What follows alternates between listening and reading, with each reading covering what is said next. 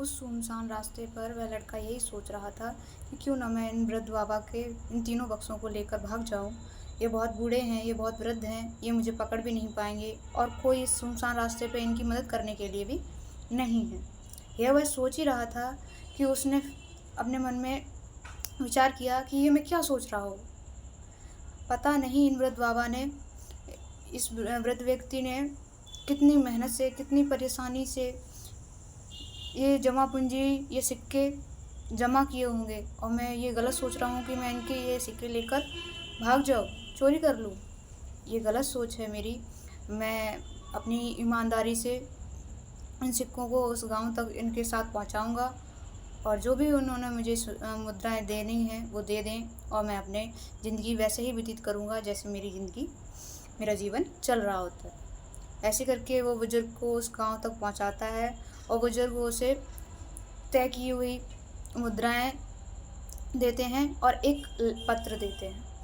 वह बुजुर्ग उससे कहते हैं, उस नौजवान लड़के से कहते हैं कि बेटा, ये मुद्राएं तुम अभी खोल के देख सकते हो, पर ये जो पत्र है ये तुम अपने घर जाके देखना, ये तुम अभी नहीं खोलना।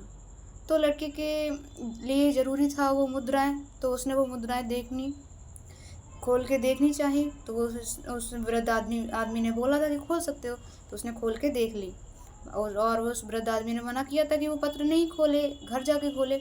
तो उसने वैसा ही किया, उसे लेकर अपने घर आया उस पत्र को और उस मुद्राओं को लेकर। वह मुद्राएं उसने अपने संभाल के अलमारी में रखी। फिर वह पत्र उसने खोल के देखा और उसे पढ़ा कि मैं इस राज्य का राजा हूँ और ये जो खेल है ये मेरा रचाया हुआ है, मेरा कोई वंशज नहीं है। मैं इस राज्य में एक ईमानदार नौजवान व्यक्ति की तलाश कर रहा था जो कि तुम हो और तुम मेरे राज्य के अब नए शासक हो, नए राजा हो और कल सुबह अब तुम्हारा मैं राज्याभिषेक करूँगा।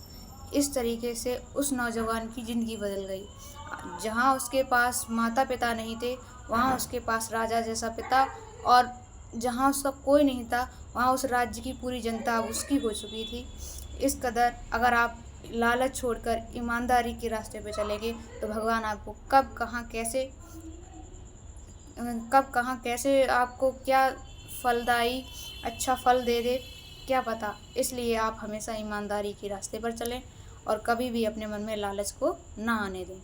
अगर वह नौजवान लड़का उस लालच को अपने मन में लेकर उन बक्सों को लेकर उस वृद्ध आदमी से चुरा कर भाग जाता तो वह सिर्फ चांदी और सोने की मुद्राओं तक ही रह जाता।